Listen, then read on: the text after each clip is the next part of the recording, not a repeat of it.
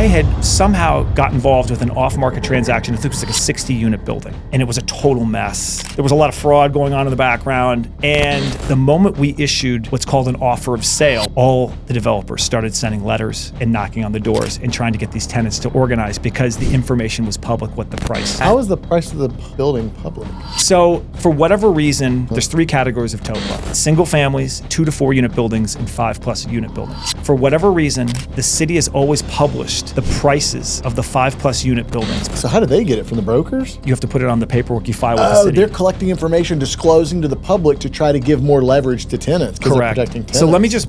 explain this TOPA thing. TOPA requires a tenant living in a rental property to receive an offer of sale. Basically, once the owner has demonstrated an intent to sell, they technically have to get that offer of sale either with a contract or without a third-party contract. An offer of sale. So a tenant doesn't own the building. Nope. But they own a lease to a place in the building. Correct. So what does the offer of sale do? The offer of sale extends...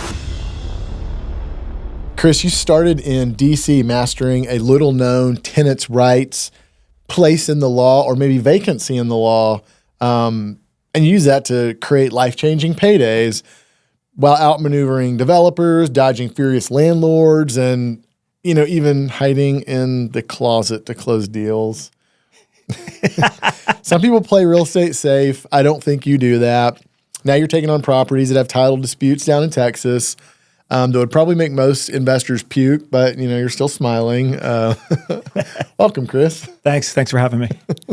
You got it.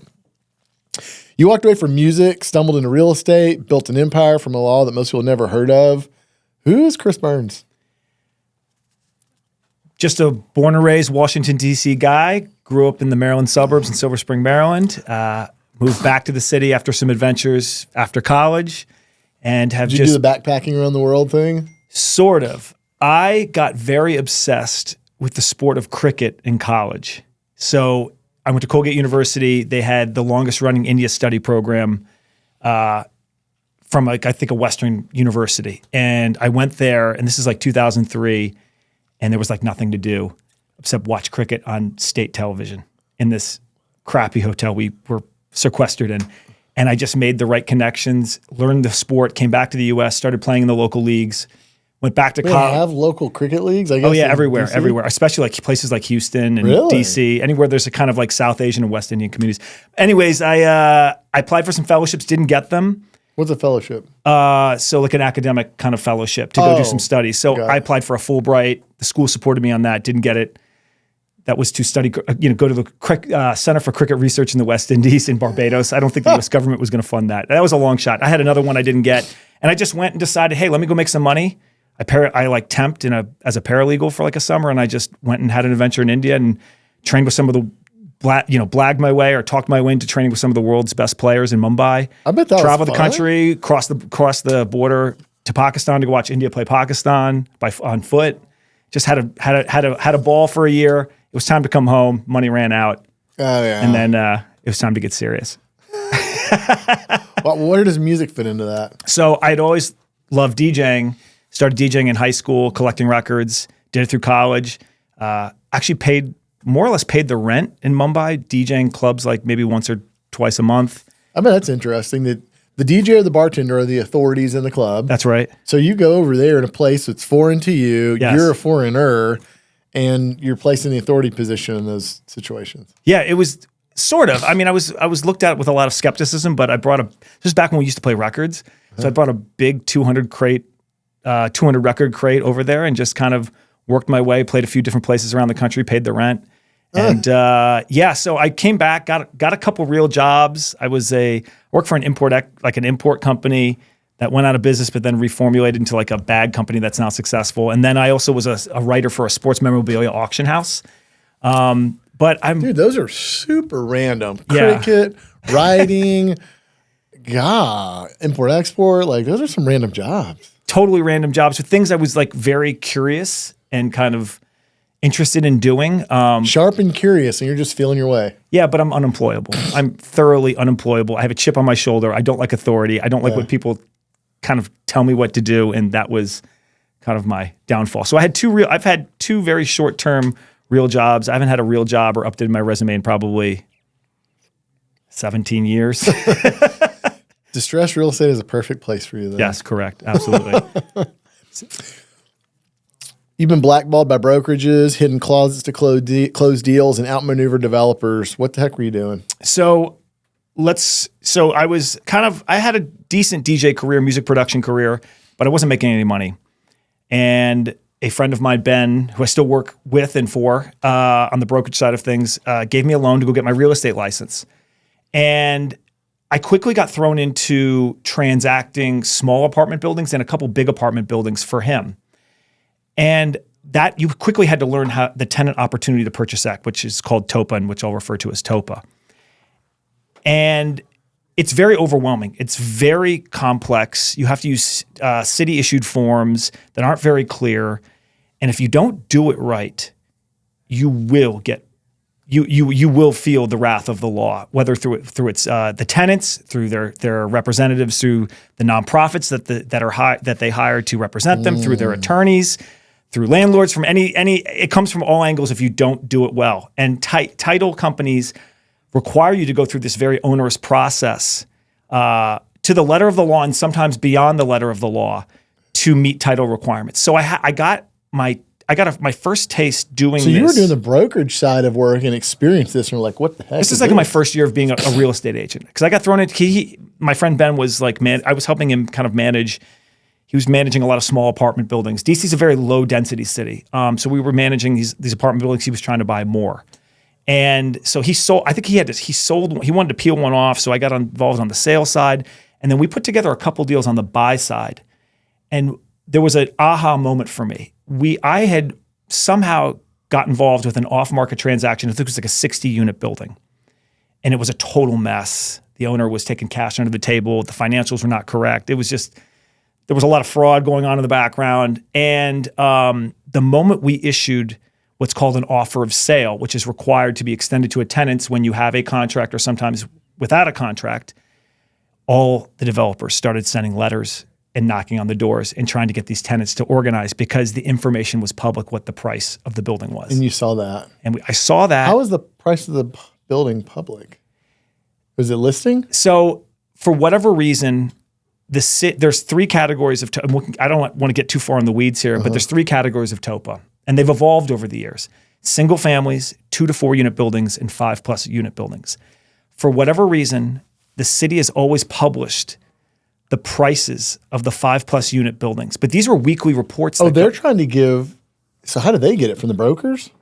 You have to put it on the paperwork you file with the city. They're collecting information, disclosing to the public to try to give more leverage to tenants because they're protecting tenants. So let me just back up.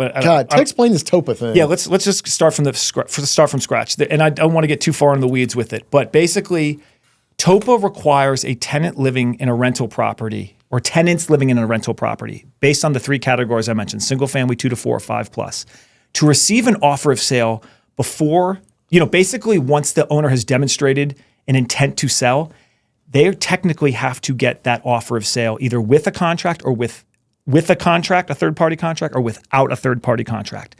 An offer of sale. So a tenant doesn't own the building. Nope. But they own a lease to a piece of the building or place in the building. Correct. So what does the offer of sale do? The offer of sale extends a right of first refusal to that tenant to purchase the building. The whole damn thing, or just the share? It depends on the category. So for a 5+ unit building, it extends the right to a tenant organization that can be assembled. And that's where the nonprofits come in. For 2 to 4 unit buildings, an individual tenant can express their interest. For a great, buy it from me. I don't give a shit who pays for it. But if they're fractionalized, everybody goes, I agree. And here's the problem. So not only do they get to match the price, they are afforded other advantages by the law to extend the sale. So not only do you get anywhere between a 22 to 37 day, sometimes 45 day period to express your interest. If you do that correctly within the timelines, you could write it on a napkin and go send it to the office, and that would be correct. The onus is always on the owner, right? And the broker. Dude, I'm from Texas, and I'm like getting angry. Oh my God. Until you mentioned this a while back, I never knew this existed. Yeah. And now that I'm hearing more details, I'm like, here's what's crazy. There are versions. The law was enacted in 1980 to basically prevent developers from wholesale buying blocks and vacating them. because the city was in this. Marion Barry, Mayor Marion Barry helped enact it with the council. It was emergency legislation, but it was never firmed up. So there's a lot of case law and precedents and Court of Appeals rulings that you've had to fill in the gaps. So you have to really know your stuff because it's not all codified. And then you'll get answers from the city on one thing, and then you'll get a totally different answer from an attorney, or you call a different time of the day. It's crazy. How could this be? But is there anywhere else in the United States that has this? So that's a great question. That's what I was getting at. There are versions of this popping up with slightly different rules. I know they've enacted it in Berkeley. I know they've enacted a form of it in San Francisco. This is megalib place. I just was on a call with an attorney for some distress stuff, but she brought this up when I mentioned it in passing. In Chicago, there's an area of Chicago they're bringing it in.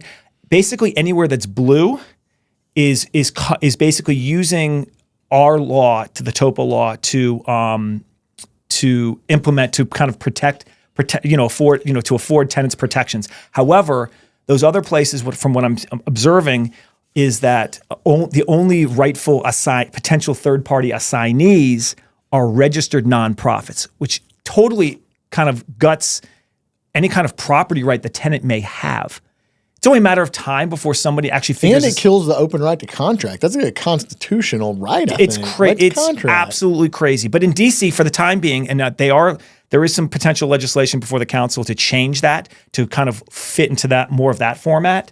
But for the time being, anyone can be an assignee of a third-party contract, whether through the tenant organizations, through its individual tenant. I think anyone should be an assignee of a third-party contract. 100%. Any person. 100%. Wow. Okay, this is deep. We can't get too far down that. But so, man, I've got like a million questions. I don't even know where to start on this. So you saw this stuff happening and said, "Oh gosh, I know what's happening. I know what's going on." You're the entrepreneurial mind, and you're in a job. It's a job, but it's semi-entrepreneurial anyway. You're acting as an independent contractor almost. You saw this and was like, "Holy cow! I got an upside. I can do this." I just saw it. It just became so Hold on, clear. let's go back though. So what was happening is you guys were trying to facilitate a sale, and notices were going out, and developers were reaching out to these people. And did y'all get that sale done? Did it go smoothly? No, I got cut out of that sale, and I think the purchaser he got paid to walk away. I made no money. And you know what happened? Why? Because the attorney stepped in for the landlord, and then the landlord sold it to his attorney. Okay, so that was kind of crummy. It was kind of crummy. But would that deal have actually happened with all those tenants and their rights and all that? Would the deal have gone? It was in that deal. I forget what happened, but we put the pressure on to basically encourage the tenants not to organize, not to create a tenant organization. I'm not going to say how that happened, but we knocked on each door on a Saturday. The Saturday before that 45-day period came up. Probably says you're not supposed to pay them, and you pay them. I didn't say that. It wasn't. Hey, no money changed my hands. But that's shocking because I understand what they're trying to do is change land use by legislation. Yeah. And private property rights are to the property owner. Sure. But if it's public property, public can do what they want. Sure. Because they vote on it and all that. But they're putting public restrictions on private property. This is crazy. So what I saw was, hey, wait a minute. Nobody's doing this with single families. No one's doing this with 2 to 4 unit buildings. At that point in time, in 2013, 2004, well, we'll get to that. In 2013, 2014, there was a lot of small boutique development happening. Like I said, we're a very low density city, so there was hot demand to develop 2, 3, and 4 unit, maybe sometimes 7 unit and up to 9 unit buildings. You know what? New York City has a lot of that stuff. Mm-hmm. Yeah. So we have we're a low density city. And so at that time there was an overlay of a quarter of the properties in the city were in a certain kind of zoning that had the ability to convert based on the lot size. Mm-hmm. Now they changed that many years and I'll get to that. But it was, all you had to do was aggregate the data, look and see what was off market, and see what kind of offer of sale it was with a contract, and you would bolt towards it. So first pig to the trough. Yeah. And so I was knocking. And you make them an offer to buy their rights. I would knock on the door, and it's just like this is a distressed property business. The tenant is pissed off. No one's told them the building's being sold. They don't understand their rights. Because we also have, there's also the mixture of tenant rights in DC as well and how to leverage those. That's mutually exclusive from TOPA. But tenants don't understand that they probably don't, you never have to leave in DC. Leases go automatically month to month. You cannot We have rent control if you own more than 5 units, and you cannot tell a tenant to leave when the lease expires. We go automatically month to month unless you're going to give a notice for personal use and occupancy within 90 days. Lifetime contract. That's not to mention it takes about a year to 2 years, if not longer, to evict someone. So all of this being said, you show up to the property. The tenant is scared because the agent and the landlord thought they were just going to be able to ram it through. And you basically offer these tenants, in some instances, life-changing amounts of money. I'm not talking about paying somebody like $500. We're talking $10, $20, $30, $50, sometimes $75,000, $100,000 for their rights. And what are their rights worth? Whatever the property, whatever the offer of sale. It's a pure arbitrage play.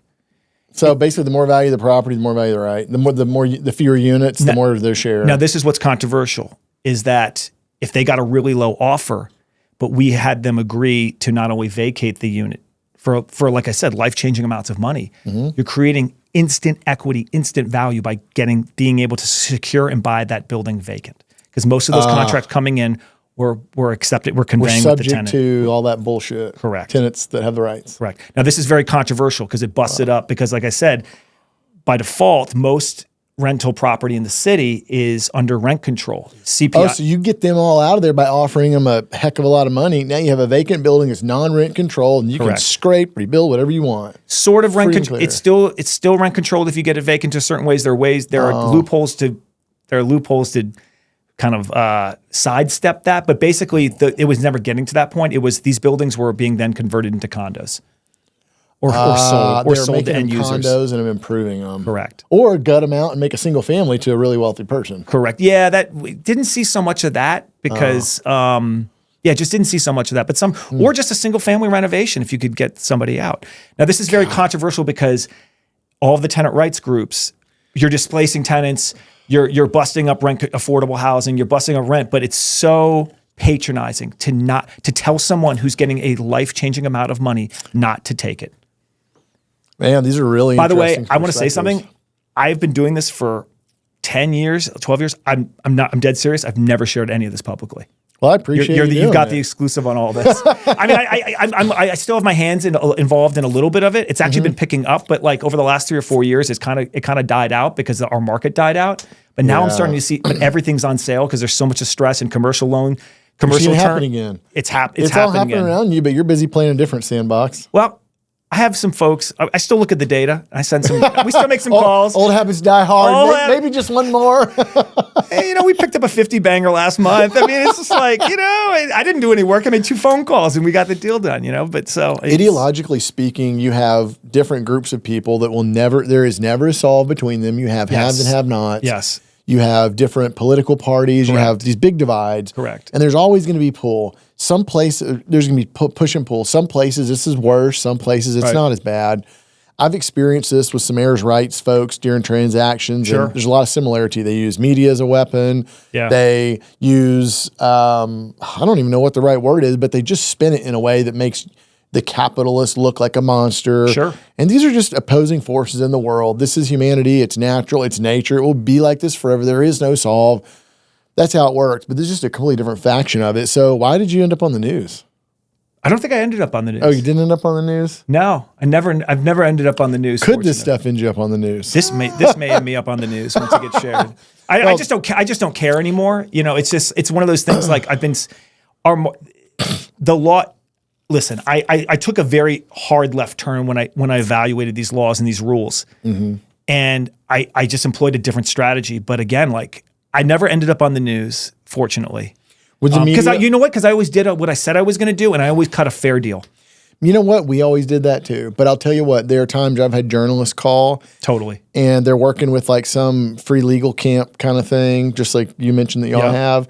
And there are people that I paid sometimes more than their property was worth. Yeah. I gave considerations that was radically different. Or I had people who threatened to kill their siblings and outs them from property. Yeah. Their siblings had the worst living conditions in other places. Yep. And I would go after that guy in a legal suit.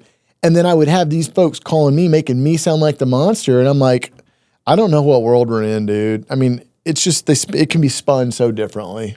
I agree with that. It's, in our situation, the volume was relatively low. Maybe we're doing 12 to 15 of these a year at our high point because the spreads were large enough where we could Yeah, We didn't. Well, it's worth it. that's what existed. We got what worked. we got. It was a very small target. It was a very small target to hit. Wow. But I think that, at the end of the day, we kept our nose clean because we did what we said we were going to do. The landlords were absolute pieces of what. Really? And Why is it like that around there? because it's really hard to get tenants out. Oh, so they were willing to do underhanded anything, whatever. They didn't care because it was so bad. I am in an active. I don't know what it'd be like to own expensive real estate like that and have those problems. I do everything by the book. I don't come close to that line, but I'm also in a place that has laws that favor landlords. Correct. I don't know what it'd be like to operate over there. That's scary. I mean, I'll give you an example. I bought a property from an estate last summer. The estate, it was only a 2-unit building. One of the tenants is now going on 6 years delinquent. Her rent is probably oh my God. Her rent is 30% of market value. She ain't never paying again. The estate could not take care of the building to the point where they could not even pay the water bill. What about taxes? They don't foreclose? She took we can get to that. There's no velocity of distress in Washington, D.C. Oh, because they have low tax bill? Except for tenants. Except for landlord-tenant issues. There's no distress. And it goes both ways. It cuts both ways. But they don't have taxes? No, we do, but we're a tax lien state. Oh, so then they don't force a sale. You can get away with not paying your taxes for 1 to 2 years. Yeah. You buy the lien, you have to wait a year. There's a year redemption period. Then you can file the foreclosure, and it takes another year, 2 years, depending on if you show up and fight it or not. And there's courts will stay it if it goes into probate. Probate takes forever. Probate takes 1 to 2, 3 years. You have to go through probate. There's no affidavits of heirship. I mean, mortgage foreclosures, you will see mortgage foreclosures. I do track those.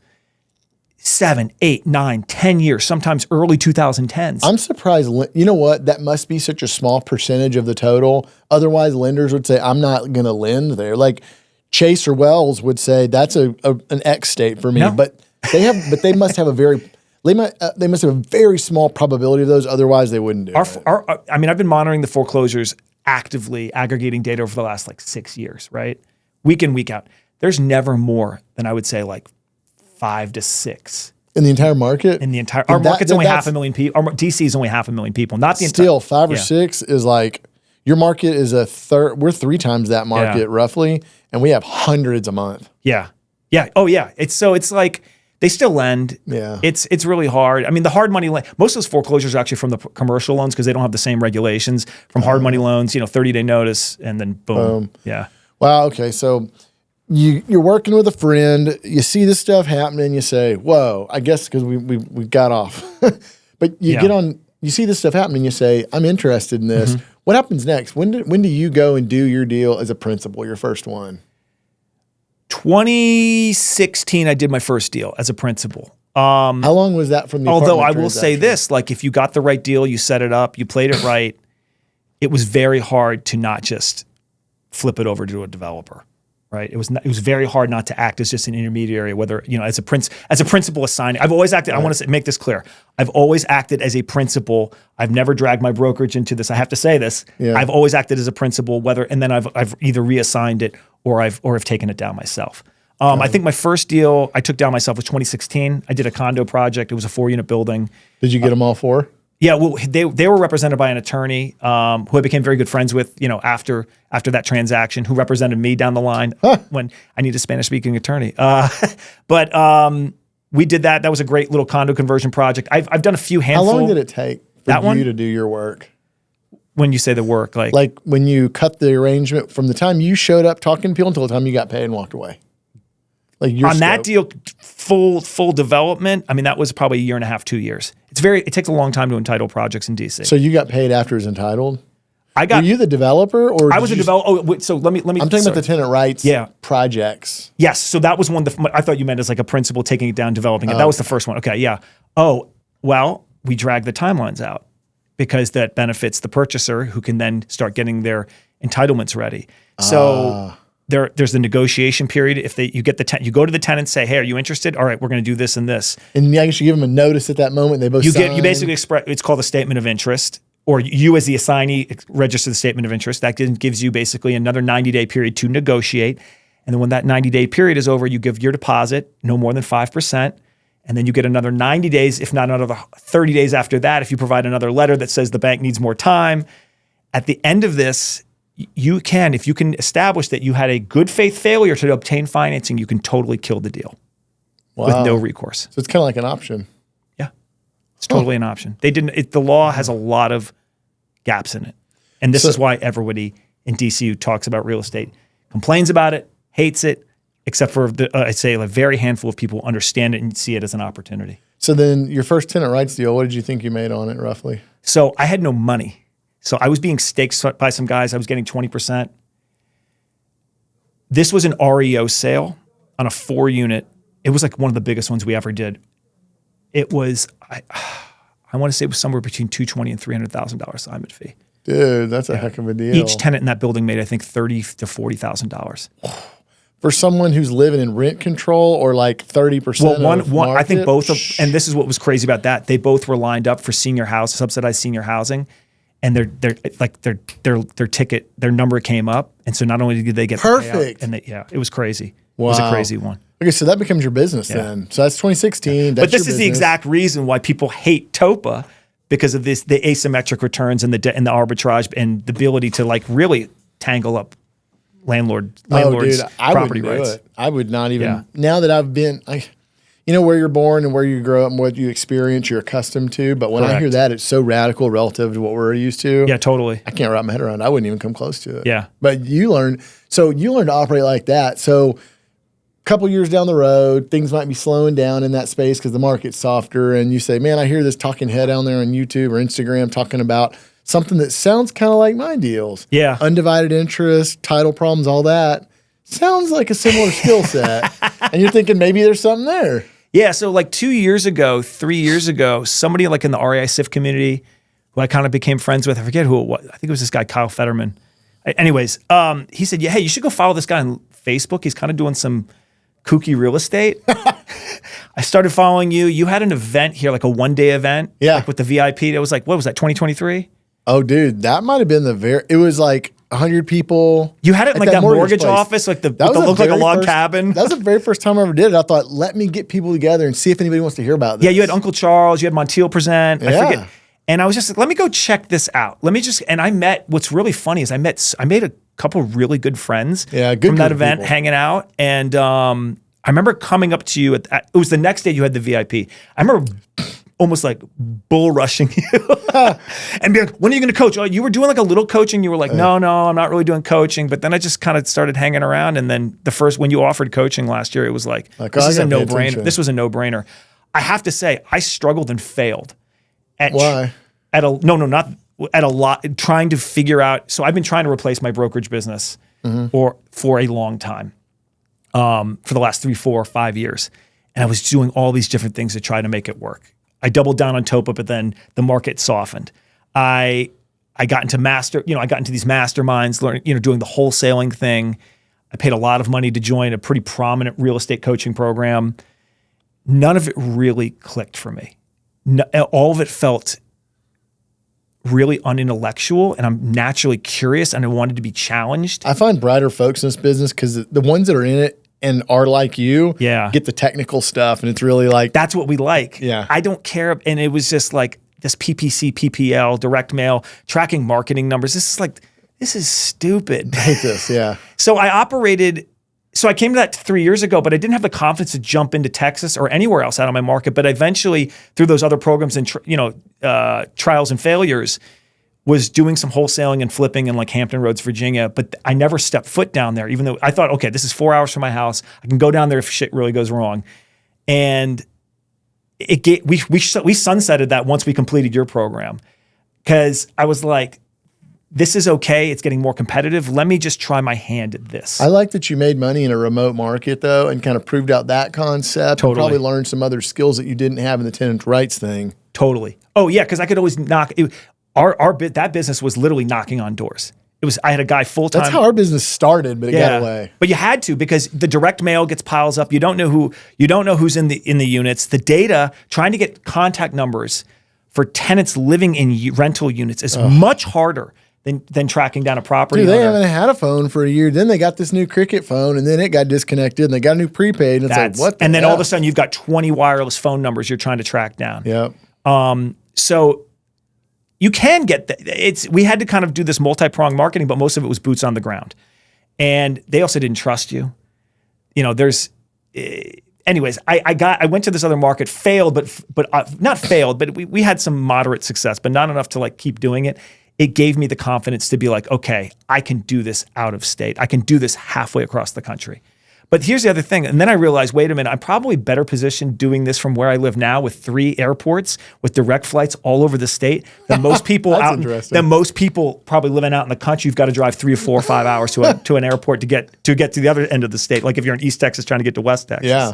So okay, so you go to an event, you're listening, you're interested, you think the skills transfer. Tell me about your first messy deal where you bought a title problem, undivided interest, some of that. Freeport, Texas, Brazoria County, which we've done a few deals. I got minerals down there, I know. Yeah, so we bought a house. Everything looked great on paper. My first deal, right? Wait, how did you find this one? Just running through. So I like the way that the Brazoria County, you know, you do enough of this business. You look at like the tax assessor sites, and some of them have that similar format, and you can see which ones are in lawsuit. It was the easiest and quickest way to get to the gold. So I just ran through a bunch of those and started making calls. I think I had some VAs even making some calls. And this one popped up. It was tax assessed $400,000. It looked like I was told there was only 2 sisters. And we're like, what can go wrong? We just went and bought the deed. There was a $75,000 private mortgage I had to negotiate. Ew. The day after I closed, they had mentioned in passing, oh yeah, you know, the house is going to be torn down. I thought people just said that. No, the house was actually going to be torn down. Like a demo order. I had to call the Board of Ordinances. I had to fly down there and present it at the sheriff's. There's a little courthouse. I know it's a piece of shit, but I can find a greater fool to buy it from me. They were so. Well, I fortunately was the second person. The other guy was a local boy who was buying the condemned yacht club to open it up, and everyone was super psyched about that because everyone had gotten married there, and it was, you know, he was like, and then I came in and was like, you know, I came in and was like, please don't, I'm gonna fix it. Please don't tear it down. And, you know, we started we did enough remediation to kind of stabilize it. But at the end of the day, between like negotiating I negotiated that like $75,000 mortgage down to like 15 because I said, hey, listen, I'll just let it go to foreclosure and you'll get nothing. Your borrowers unfortunately passed away. But that one got crazy because the clean out got crazy. We had a squatter who'd been squatting there for years. He just kept coming back. Just kept coming back and kept coming back and kept coming back. Was he a drug addict? The property was literally, some of the structures were literally falling apart. This was a total party palace. It was insane. And then we thought we had clear title. Well, the guy had 3 different obituaries that did not line up in terms of the children that he had. So all these people that were his children were being named as his children when he only had 2 biological children. You do a good affidavit of heirship, and a title company will see all those other obituaries and question them and maybe want something more proof. This is what we had to do. I had to get birth certificates. And then one of the birth certificates did not have the father on it, I think. He had 2 common law wives. One of them, the one who was his common law wife when he passed away, we had to send her down to the child support office to pull child support payments from the actual father for her biological children. I literally had to do I feel like I had to do every single little thing. On this deal, I put out I think it was about 20, 25. We made 9. 9? We made 9. Hey, I'm glad you didn't lose money because deals like this. Correct. That's the big thing. No matter how bad things go wrong, can you not risk principal? That's a big one. Totally. And like you ran through a lot of exercises. You would never find an attorney who would tell you that a solve would be go to child support office to prove up paternity, maternity, because there are too many obituaries to a title company. Yeah, totally. That's a chain. Like that's a skill that you specifically would be good at to figure out. That's atypical. Yeah, it was just like, well, you just have to keep throwing things at the wall. I mean, that's all this business is, and that's what my tenant rights business was. I mean, there was a rule of engagement. There was rules of engagement. There was a clear game with laws. But like, you know, this is it's the same thing. You just have to keep trying and trying and trying, and sometimes you just have to.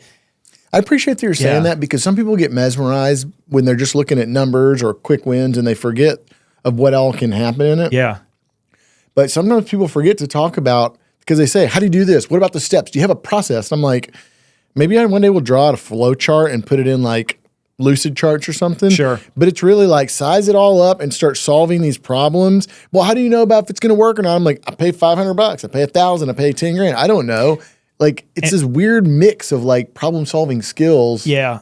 And I do working. I do think somebody's going to be able to create a chat bot around this.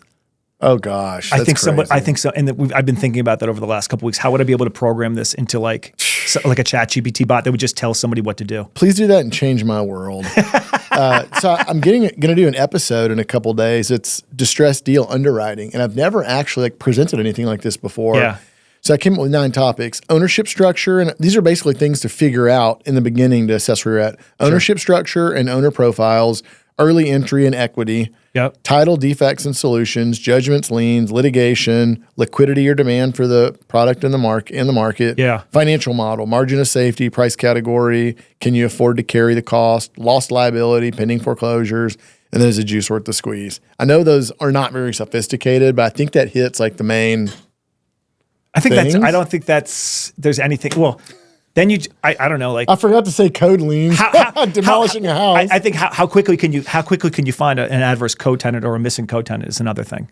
Yeah. Like how can you do that? Access. Access. I think access is a huge deal. Yeah, that's a good one. Access to the people. We're doing a deal right now that's worth $2.5 million. There are about 30 to 40 owners. We're cleaning up the chart and we're purchasing it. I think I know the one because I texted Kyle when I came across it. The one in Harris County. No, this is here. Oh, is this here? Yeah. He had one like that. There was like a million different owners. Dude, we probably have 3 deals right now that are $2+ million each in inventory. Just because there's just somebody owned a bunch of property and then it never got handled. One of them, it's a single property. 2 of them are single properties, and one of them is a multi-property. Yeah. Wow. What Kyle's gotten done really good at is when he finds one ownership issue, he'll also run checks to see if they have others. And we've never done that in the past. Yeah. And it's built some stuff for Totally. him. So you said, I'm going to add this. Access to known owners. Whereabouts. That's as simple. I mean, all right, dude, that's crazy. So in that deal, moving forward, like on a timeline, so that deal you do it and you say, God, I spent 25 grand, only made 9. I'm happy you didn't lose money. You got a 30% return. That's actually not terrible, but it's not a lot of dollars. It ain't gonna change your life. No. So what happens after that? That was my first deal in 2024. I only dabbled. I only did like a couple. I think that was my first exit. I only did one exit in 2024. I think I only put 2 or 3 together. I still was focused on my Hampton Roads business, wholesaling and flipping. Needed to wind that down. My biggest struggle was not being able to find a really good attorney that I could get in constant contact with. Oh gosh, yeah. It was the guys who were at that point in time. The 1 or 2 were fully committed. They were like, I'm really busy. Don't call me on the first Monday of the month. Like I can help you, but I kind of can't help you. I'm just too engaged. I'm not kidding you. I think I cold called 25 different firms in Dallas. I could not find anybody who cared or would. I got a deal where I got that was my second exit. My second exit was a release of memo. I got $10,000 on, but because I just didn't move fast enough to get the deed. And that I became friends with that wholesaler in Fort Worth, and he gave me his attorney, who was a former landman, who was great, but he was great, and I still lean on him from time to time. Small shop and slow, but small shop, and he just was overcommitted. And then once I got, we signed up with Nathan Brazel a few months ago. Once I got him, it's like that was the speed I was more accustomed to working to in DC, and it was like, okay, now I can. So you were working with a little bit more mid-sized firms probably there. That's a big issue that people complain about. Everybody hates attorneys. I'm like, no, you hate the small shops. Yeah. And you're too damn cheap or don't know it enough to go find a mid-size shop. Yeah. The top tier firms probably not best for this. We work with them with big lit projects. Yeah. We stay in that mid tier. Yeah. 100, 200 attorneys, lots of associates. They can bang out work. They can take your call. You call today, you'll get a call back today. That's huge. I don't care if I spend 30, 40% more for legal. So I got a $10,000 legal bill in this deal. Now it's 15. Who gives a shit? I'll make 50 or 100 grand. It doesn't matter. Yeah, you're absolutely right. And I think I've used most of the good attorneys were small shops in DC, but I did not have the same kind of volume. At any given time. I had 1, maybe 2 going on at a given time. So you didn't need that constant contact from them. No. Here, you pick up the phone on a Tuesday morning, you're like, I need legal. Yeah. And I think it's like our courts move so much slower than they do here. I think we're slow. I can't even imagine. No, oh my gosh. No, you guys are good. This is fine. Like, I Just mean, shut y'all's down and no one would notice. No one's been there in 6 weeks. Really? I mean, I could go on and on for that. You know, people are really losing equity because of how long probate takes, and it's all locked up there. It's just everything is totally a mess in DC. But coming here and being like, oh yeah, you can get a judgment against somebody in 90 to 120 days. You kidding me? I won't even get a hearing set for like that short of time. Golly. So it's just like everything was just like, and there's a lot of like ingrained habits coming into Texas I've had to kind of shake. Like, you must feel good coming here though, having more authority, more rights, more speed. Like, you're probably like, dang, this is what I've been looking for. Exactly. This is exactly what I was looking for. And it's just like, I just have to almost remind myself sometimes where I'm operating, because like, oh, there's an adverse squatter in the house or something like that. Oh, well. And then it's like, wait a minute, I have to flip like the Texas. You're like, let me talk to him. Yeah. Welcome to Texas, land of the free, home of the brave. So yeah, I mean, it's been a journey. And another thing that has helped us reduce costs is I did open a private investigation firm. Really? Yeah. Did you get a license Got here? a license? No, I have my license in DC. Okay. Because that's where you live. That's where I live. So I'm able to cut costs on a lot of the litigation related investigations we need to do, tracking people access down. to better programs, all kinds of stuff. Yeah. But we only use those for like, the active litigation we have. And to prevent fraud. Gotcha. Yeah. Interesting. Research is so the creative skill is very important. I know that you have that. That's like in your blood. Yeah. The other thing is resources. Without resources, you're flying blind. The second or third question I always ask when the guys come into my office and tell me about a deal, I'm like, tell me the owner profile. At this point, I'm surprised they don't walk in with a printout of the owner profile every time. So I'm like, who's the owner profile? Yeah. What's their age? What's their ethnicity? Where do they live? What do they do for a living? How many kids they have? Like, who the hell am I dealing with? Am I dealing with a CEO, a garbage truck driver, an engineer? Because they all think so differently. I need to understand that. And those resources and uses are just, whoa. I mean, one thing I've always looked at and doing some other things in DC, like buying condo association foreclosures and things like that, has always been to research how litigious is that other person I'm going to go after. That's part of where the profile, we've dealt with a vexatious litigant who was barred in Texas from filing lawsuits by a federal judge. And we found that. Yeah. And I remember thinking, lean in on her. She can't do anything. But so how do you, so you're figuring that out as your profile. Yes, correct. I want to see. Then you're big on profiling, especially from being up there. I think this business, you have to think 2 or 3 moves ahead. Like chess is 7 moves. Yeah, you have to. And I think, but I gained that again. That goes back to like stepping into something that was so similar to it's like me playing rugby and now I'm playing American football. If I had to like kind of make the equation. This isn't cricket, boy. Yeah. But yeah, you have to think 2 or 3 moves ahead. You have to understand who you're dealing with, and you have to go really, really deep on people. Everything. And I know they can get tough when, we are, out there, we're seeing a lot of, there's a lot of people trying to do this right now, but it's the success we have is when we're able to kind of get to the bottom, to the second page, bottom corners of those intestacy flow charts, right? What percentage of your deals would you say there are more than one owner? Oh, all of them. Yeah. Right now we're averaging on the 10 exits. We've exited 10 this year since really ramping up. Nice. So tracking at the same rate, you possibly 20 this year. Oh no, that's 10 exits. At the end of this week, we'll have 10 exits. Average heirs is, we track all this. It's 5 point something heirs That's per funny deal. you say that. We never tracked it, but I always believe it's in that 3 to 6 range. Yeah. So I started tracking that, and then it's about 5. I think the most we've done so far is 12. We've done a couple like 11, 10 to 12s. There are risk really starts to go up when you have so many people because you have no clue what's going to happen once you've dealt with the first 5, and then you're on to the next 10th, 11th, and 12th. So much can change. Correct. And sometimes you get into these deals and what they've told you is a total lie, and your due diligence fails you, and then you just kind of have to surf the wave. Oh, dude, we've bought property and resold it and gotten calls afterwards from some lawyer that says you colluded with the property owners to misrepresent the ownership and hide the sale from my client and committed fraud. And I'm like, totally. Fuck you, dude. Like, are you kidding? Totally. I remember specifically telling him, come after me, dude. I am not broke. I can afford to defend this. I'll be dismissed from this. I had no knowledge that your client's sibling signed that affidavit, and I have researched that I did the best I can to make sure they were right. Yeah. but I have nothing to do with that. I won't last long in this at all. So you pick what you want to do. And then he came back, all right, let's talk. And I did the right thing. And I ended up helping pay them because I knew the sellers had nothing and the buyer got a construction loan to build and I didn't want him to get hung up. And we made claim on the title company, kill them, but I care about them. So I ended up settling with him a little bit. But I said, you sue, man, I'm coming after all you idiots.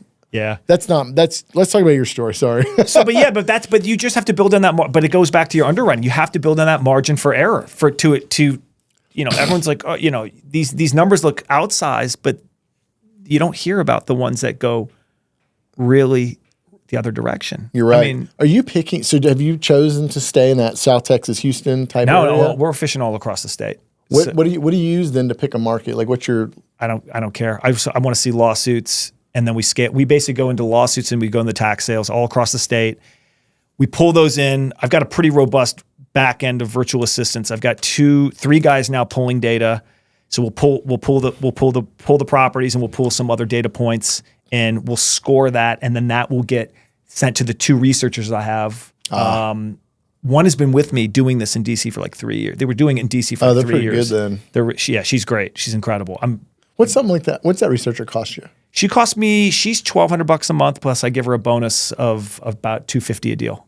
That's crazy. That they touch. And there's another researcher as well. And I think we're going to bring one more on. It costs you $20,000 a year for that person. Yeah, give or take. Wow. Yeah. So, but she's been great. She's like, I can't. Hi, Isla, if she watches this. She's incredible. She's been on the journey with me. And they have intestacy. And my understanding, she went to law school, but I don't think she's passed the bar. What country is she in? She's in the Philippines. So I think that she is familiar. They do have intestacy succession in the Philippines. So I think she kind of gravitated to it. She's bright. Yeah, totally. Dude, you got a good person. Yeah. So, but we have to prioritize the data that they're researching. And then we do have some virtual assistant cold callers cold callers in Latin America. And then but I'll also dig in, try to when I can dig in and then like go after the really juicy ones. Or the researchers at this point know which ones to bring to me that I know are just going to fly over a lot of the guys who are just looking for that quick low-hanging fruit, like 1 obituary, 3 siblings or something like that. So you're looking for not quite as much low-hanging fruit so that you'll have slightly less competition. We pursue it, but it's not what I'm going to personally dig into because I'm finding that there's getting to be some competition in the space. And the bigger cities, you'll see it some now. If I can just figure that little thing out, I know I can run towards it. I can smell it. I can taste it when I'm going to get a deal. There are not quite so many people that are A, as aggressive and interested, and B, as open about it. Yeah. I talk to some folks and they're like real diplomatic, totally. Calm, whatever. But there's a part in the space that I miss where I'm like, dude, where's the hunger? Like, I wake up in the morning like ready to go win. Yeah. And that's what I think about all day long. And when something's happening, it's not a problem to solve. It's like, I'm trying to win. Like, this is about winning and being better. Yes. And we choose ways to get around. If someone else is headed towards a deal, I figure out, how am I going to beat them out on this? Yeah. Like, this is a competition, man. Totally. And I enjoy hearing that from you because I don't quite hear that. The spirit might be in a lot of people, but I don't hear it quite like that. So I enjoy this. I mean, love it. This is a sport. Like you've got to, and that boils down to sales skills. That boils down to a lot of things. Your personality, your public facing presence. Mm-hmm. That boils down to how can you establish credibility as fast as possible. Yeah. So that's actually a really valuable topic. How do you do that? How do you think you do that? Well, if there's any question about who I am, I say go Google Chris Burns DC, and you'll see I own all these real estate businesses. Go to my website. I'm on video. I've got a testimonial. We've got a few more we're filming right now to put up there. I'm a real person. The biggest thing is having an iPhone. Oh, you mean the blue dot? Yeah, you got to have a blue dot. Sending videos. Hey, you want to get on a FaceTime right now? Oh, you don't think I'm real? Interesting, yeah. Yeah, like I tell them I fully disclose where I think almost saying like, hey, look, I want to be in full disclosure. I don't live in Texas. They'll be, why don't you come see it and then I'll meet you there. It's like, no, hold on. I operate in DC and then I give them a 2-sentence backstory about how I came into Texas and then that also kind of helps establish some credibility. You're telling a story. Yep. That's probably helping you be relatable. Yep. You're a relatable person. You're well-spoken and you're smart. So when they hear, I think they can sense all that. I don't care if I get their deal or not because there's another one around the corner. Well, I think and when you're not, I think that conveys. I think when sellers can smell desperation, people can sense when you're just being a little too aggressive. or you're talking down to them, or you're pushing a little too hard. And a lot of times and one of the lines I also say is, listen, I'm happy. I'm being truly honest here. I'm happy to be a resource. I'm not always the best option. And I don't want to see people unnecessarily lose their properties if they can save them. I bet your experience dealing with tenant rights there helps you be much more effective dealing with this stuff. Like the way you communicate, how you're treating people, things like that. Because there's so many dynamics that go into the tenant rights deals, because not only are you dealing with like, how are they going to be able to find somewhere that they can afford and offset with that, that kind of payout they're going to buy? Because a lot of deals don't get done because it's just like, hey, got nowhere to go. I've got an $800 a month rent, and if I'm going to go do anything even close, find anything close to that, it's going to be triple, quadruple. So 50 grand sounds like a lot, but it's going to be gone in 24 months. Correct. So, well, the good news is they can stay for 8 years. But you give them the option. You let them make this. You give them the option. You let them make the decision. Listening, and it's the inconvenience of moving. People have kids in schools. It's like you have to be truly empathetic. And we were belly to belly on those deals. And I try to put myself in the shoes of the seller when talking to him on the phone. What is this person going through, right? Because a lot of times, like, I told you I didn't own this house. I have nothing to do with this house. I don't want to hear about this house. And by just addressing, it's a high hurdle to get over. It sounds like you're really angry. You're getting a lot of phone calls. You're having to convince them. Think about this for a minute. Yeah. A lot of people don't own real estate. That's a big deal. You own land. Totally. I don't own land. You're having to convince them of the opposite of that, and that's a big deal. I think the Chris Voss labeling, the labeling and mirroring is a good way to. I mean, we talk about Chris Voss so much in this space, but Chris Voss labeling and mirroring. It sounds like it sounds like you're really upset. It sounds like you're getting a lot of phone calls like this. I know you don't know me from Adam, but I'm happy to like. It would be a problem to take 2 minutes and kind of explain where I'm coming from with this. And at the end of that 2 minutes, you're diffusing the heck out of people. If at the end of the 2 minutes you don't want to talk to me anymore, I'm totally cool with that. You don't have to work with me. Yeah, then they're like, okay, the hurdles, the risk, the stakes are low. I'll give him 2 minutes. And you get off the phone 45 minutes later and you're like, okay, we might be somewhere. That doesn't always work. So I also think, I think females and women who have a really good phone sales skill set probably would be the most successful in this line of work. Yeah, I believe that. Problem is you got a bunch of men in it. There are very, very few women in There's very few women in it. And I think it's just like trying to get my wife to get onto the phones. We're slowly working up towards that, Well, she's had to translate. She's fluent in Spanish. So how'd that work out? She like a DC? No, she's a California girl. She's from Tiburon. But mother-in-law's family roots are in West Texas in El Paso. Huh. So she's a Spanish major from NYU. So she gets on the phones from time to time, and especially when we're getting to like some of those border counties and working through some stuff. Hasn't closed one yet, but it's only been like 3 or 4 conversations. So what does she think about this business? She thinks it's like crazy. She doesn't understand. I mean, she understands it, but she's just like what's her profession? She's been working in finance for the last 15 years. Give or take. This is a whole different ballgame then. Yeah, it's a different ballgame. She's dealing with a lot of, she's been working for hedge funds, That's private right. equity. You told me earlier about the fund she's working for. Yeah, she was working for a very niche, she was working for a very niche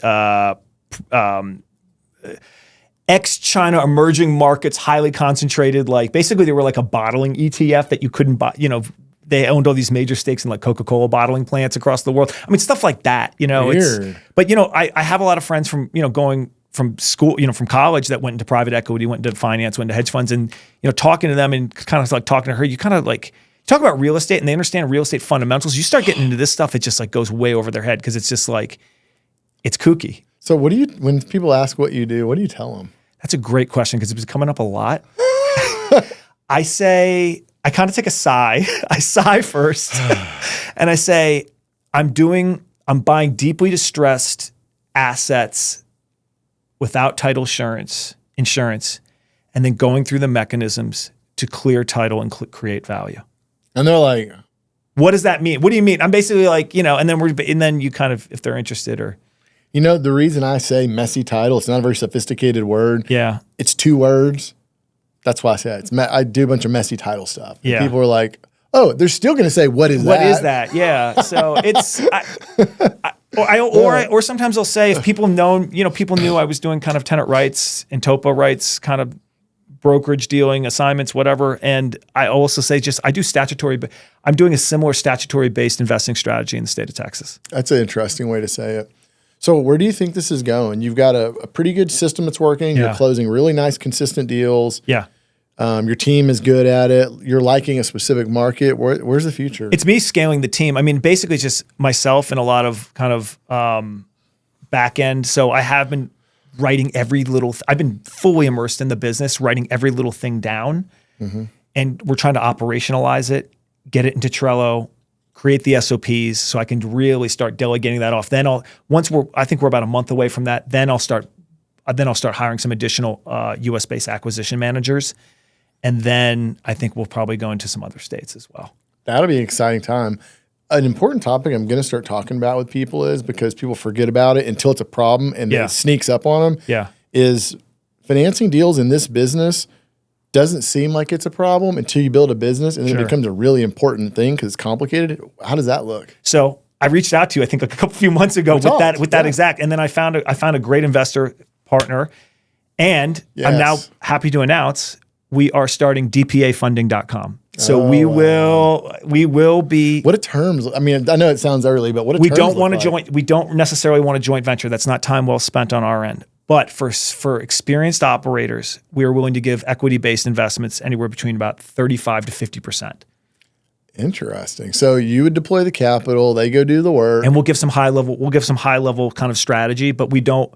It's for people who know what they're doing. I don't want a joint venture. It's that is pulling me away from finding other deals for our company. Right. If those people want to come work for me potentially in the future, please reach out. But like, I don't want to. I don't want to kind of go 50-50 with that. This is such a relatively new faction of real estate. Yeah. So there's so many opportunities out there for products, for partnerships, for financing. The question you ask is, how do you finance? What do you do? I'm running this problem. How do I deal with it? You found a great person who understands it and is willing to participate under the rules of this game, I guess. But I've still not found a solution that I've felt makes sense, because there's two pieces of this. Am I the lender or am I the operator? Well, if I'm the lender, I want a big enough piece where if this thing gets foreclosed and I go do this big old project, I hope they underwrote it my way, because people do deals that I would never touch sometimes. Yeah. And I don't want to get stuck in one of those. So you have to have a more robust underwriting process. Yep. And then I know a deal might be done in 3 weeks, or it might get a snag and take 24 months. That's correct. Well, how long is my capital going to sit? How much is it? When do I recover it? So then I say, okay, fine, I want a large percentage. Well, then the operator's like, well, dude, if you're not going to help me do this deal, I don't want to give you a share like that, because it's like a JV deal. And that's what's pushed me off from that side, because I don't want to put in that work unless it's a deal in my office. That's where we've struggled to offer a product like that. This is going to be interesting. It's going to be interesting. We're still working through the semantics. I've done enough hard money loans and private loans. And I think what it's going to look like is probably creating an LLC with an operating agreement where we would be, as the lenders, we would be able to step in and take over that LLC if certain bad boy provisions are triggered. Got it. Instead of having to go through a foreclosure on undivided and there would be, interest. and I think we would require personal guarantees as well. Then that means you're going to be looking at operators that A, have it together, or B, we're not going to finance you, because if you're not worth a shit, then your PG is worth nothing. I think it's a short-term, almost bridge solution to folks who are getting into this business, who know real estate, who've done maybe kind of 2 to 10, 15 deals. They're still amassing that capital so that they can then run out and go do it themselves. Man, I wonder how that works, because I watch people. I'm close to a lot of people in this space. And personally, I've built 6, 7 businesses like this now, and still I'm a shareholder in all of them. And I see there are times where we have to look at our finance and say, okay, guys, let's look at our quarter. How are we going to deal with this? And I'll tell you, there's 10 figures worth of equity deep. And there are times where we have to look at it and say, okay, we're going to use a credit line. Your credit line's tapped. What's your pipeline look like? Like, we have to deal with finance. Shuffling money from here to there to make it happen. Probably one of the bigger players in this, and we've been here a long time, and the partners are all financially strong. Yeah. So I don't know. I wonder, the question you ask, I wonder, when people get going, do they really get flight on their own, don't need other lending, or is this a product you can offer them for a career? I think we're going to start slow. Let's get a couple folks. I've already had a couple. I even just posted in the Facebook group. I had a couple folks reach out about it. And, everybody wants lending for this because nobody's got it. Right. Exactly. But I mean, I'm just satisfying a need that I saw, because I don't necessarily know the JV. I don't need the JV, right? I need a JV when I'm tapped out, but I'm not tapped out anymore. And I think there's other guys just like that who might be a little bit tapped out. but can get it done. And we're underwriting the person much more, just as much as the deal. Almost like any other deal. Some guy brings me a sports drink that they're doing. I'm like, correct. Who are you? I don't care about the drink.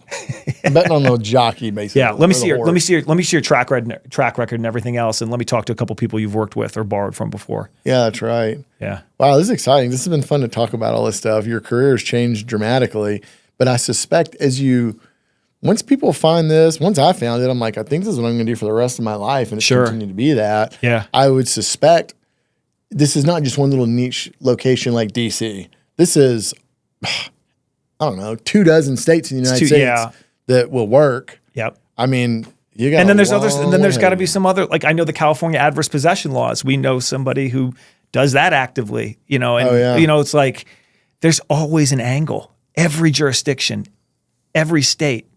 Everywhere has an angle. You just have to look at it through a different lens than what everyone else is going to tell you. I'll tell you this. There has been a little bit more judicial pressure in the last legislative session. We spent some time paying attention to what's going on. And there was it'd be equivalent to like a tenants' rights group that offered a bunch of proposed legislation that would basically kill their constitutional rights, rights to contract, all these landowner rights that would just be destroyed if it were passed. Yeah. I don't even know how it got the traction it got. It didn't pass. Yeah. But I look at that and say, wow, there's actually a tension here. Do I think they really get traction over the next couple legislative sessions? Texas is a 2-year cycle. No, I don't. But I think people need to pay attention because if those proposed laws passed in their form, they would have made it very, very, very hard to transact. For example, sounds a lot like your BS. You've got to get a right of first refusal to every property owner before you buy one share. And the right of first refusal that you give them is for the same purchase price that you have on that share under contract. Yep. And then they have all this time to accept or reject it. Yep. I mean, it was shocking. It was unconstitutional. And I talked to a lot of legislators and they're like, this is unconstitutional. The guys pushing it think it's going to get somewhere. It never will. Don't worry about it. But that was the first thing that went through my mind when I saw that law was like, oh, wait a minute, maybe you can just go get assignments from the occupants because you're the third party from the outside. I don't think it's going to happen, but I was like, wait a minute, this is actually going to turn into TOPA. Like, so they talked about the character of property in that proposed legislation and the current law that it would modify. They talk about the characterized property, the characterization of property. Those rights are attributed to the holder. If that person doesn't own the property anymore, the property is still characterized like that. But I know that you can assign rights almost anything, but I don't know if you can assign those type of rights because you're not an heir. You can't assign heirs' rights to a non-heir. That'd be like assigning American. Wait, can't you do what about assignment of claims? That would be like assigning American. Yeah, but you're looking. No, hold on. But you're getting those tenants. Sorry, those co-tenants, those occupying co-tenants are getting extended a right of first refusal. Why wouldn't they be able to just turn around and assign that right of first refusal? They could probably assign that right of first refusal. I don't know that they could assign their right as an heir. That would be like American citizen assigning their rights of citizenship. I see what you're saying. Can't do that.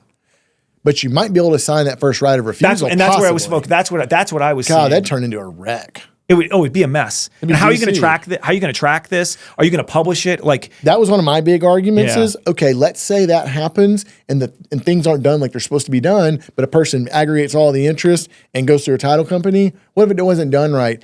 Is the title company now going to be at risk for 3 years later, someone who didn't get treated right? They're going to file a lawsuit before the 4 years and this over? is what happens with the title companies become scared of the title underwriters have become scared of their own shadows. Even the ones like Westcor that were good and a little bit more lenient than others are going to clamp down, and that's what's going to happen here if that bill passes in some shape or form like that with that right of first refusal. We're a pretty conservative state. Legislators pretty dominated by Republicans. That was an ultra liberal deal. Yeah. I mean, it got a lot of pain, so I don't see it doing it, but it's still, you see that stuff starting to happen. And I look around to people and say, you like this? You're glad you left your temp job making $100 a year and making $500,000 doing a year doing this? You better put some money out to protect it, or you better get your ass to the Capitol out to do something about it. Otherwise, this right might shrink. Here's my thing with all of it. I'm completely apolitical about it. I just look at it as it's neither ethical or unethical. It is just the law, and it's just how business is done. And either you can complain and gripe about it, or you can find the angle to use it to your advantage and to benefit other people who have those rights. As long as you're treating, again, it goes back to treating people fairly and doing what you're saying you're going to do, you'll stay out of court. You'll stay out of trouble. You'll transact. You may not make a lot of friends amongst the realtors and the title companies and the landlord attorneys. 95% of the time you're right. I got sued a couple months ago on something, and they went for a personal, they veil piercing personally and all this stuff, and it was a big firm. And I'm like, guys, this is one of the most bogus claims I've ever seen, and we're literally dismembering that claim one by one by one. It will completely fail, I believe. Yeah. But so that's another thing that I talk to people about a lot of times. I say, guys, there are a lot of easy wins here and there is a lot of money here, but it never fails. If you're doing this enough and you're pushing hard, you're going to wind up in some case that turns into a train wreck, and you got to be ready for that. And that's one of the things we are changing. Have you ever had any of yours up in DC just turn into an absolute train wreck? I just pulled out of one. My home inspector, retired code enforcement officer, always looks at all my properties and can tell me all the pitfalls. And he got hired by a probate attorney to go take a look at a property and do a conditions report. Now this had there was some heir that had chopped it all up, and it was all sorts of mess. It was all sorts of mess, unregulated, basically boarding house. It had mold, it had all this stuff. And he put me in touch with the probate attorney, who then contracted with me. Well, then one of the heirs sued that countersued that probate attorney. That probate attorney then tried to cancel my contract. I said, hell no, I'm not canceling my contract. And then and then one of the tenant who was bringing one of the suits against also was bringing a suit against the estate, passes away. That's happened to me actually a couple times. Oh, it happened to me last week. Yeah. Yeah. And it was just an unfortunate situation. I just said at the end of it, I had a deposit up on it. I was just like, you know what? Forget it, I'm out. Forget it, I'm out. The market's shifting. I don't want this. Sometimes the juice isn't worth the squeeze. Yeah. But I want people to understand that when something gets out of hand like that, you've got to make a business decision. And some people are I'm going to fix it, I'm not going to give up. To be in this business, you got to be like that. But you also have to have a brain, be pragmatic, and say, I might ride this till the sunset, the sunset, but I still need to be mindful and maybe not do this one. I have, I've been very litigious. You have to be very litigious to enforce these things with TOPA. But there's a ton of them where it's just like, I made deals with the tenant in 2015. The owner wouldn't sell based on the TOPA rights. They fought it like hell. We actually won it. We had to kick it up to the Court of Appeals. That takes 2-3 years. Then it got kicked down. At that point, the guy had passed away, and it was just all these different things. And then when we finally said, "All right, tenants, it's time to go." No, that was like 7 years ago. We're not moving, and it was a fire hazard. It was and you're like, now I'm going to sue you. Another chopped up boarding house of like 20 people in a single family house that probably should have fit no more than 5 or 6 people. I mean, like somebody just had framed up these little tiny like cubicles, and it's just like, if anybody in their right mind is listening to this and think they want to do this now, they're probably headed the wrong direction. I don't know, but some of them are like, you have to have a real solid resolve. You got to be very, very kind of even keel. I mean, that's not to say I don't get emotional about these things. We all do. I think that's natural, but you have to like, when you get over emotional with them, that is when it's just not the business for you, because you'll say something or do something and it'll end up hurting you. What would you think your biggest win has been in this business so far? I have worn, I feel like, almost every single different hat one can do.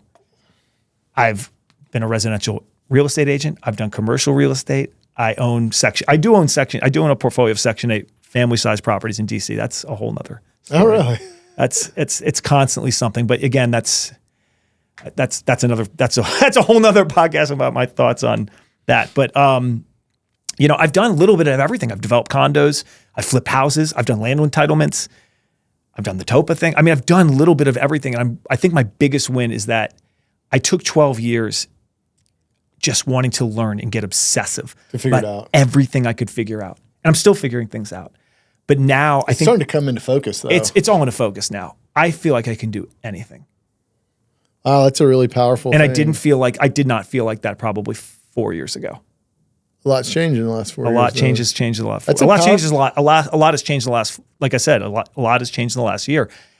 Joining your this is the endorsement for the coaching program, but I joined your coaching program and it all clicked. It all clicked. I had been struggling and floundering around for like 4 years, 5 years, trying to find another investment vehicle.